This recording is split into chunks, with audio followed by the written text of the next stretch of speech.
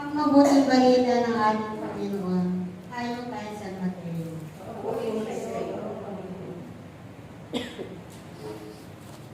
Ang ina at mga kapatid na Jesus.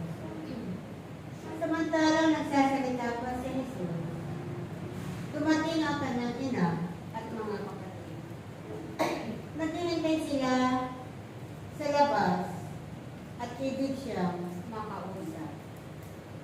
May nagsabi sa kanya, nasa labas po ang inyong ina at mga kapatid at ibig kayong makausap. Ngunit sinabi na Jesus, sino ang aking ina at sino-sino ang aking mga kapatid?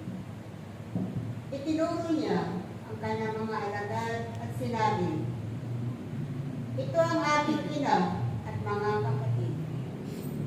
Sapagkat ang sinumang sumusunod sa kalooban ng aking amang nasa langit, ang siya kong ina at mga kapatid. Mga kapatid, ito pong mabuting balita ng ating Panginoon. Puri ka namin, Panginoong Jesu Cristo.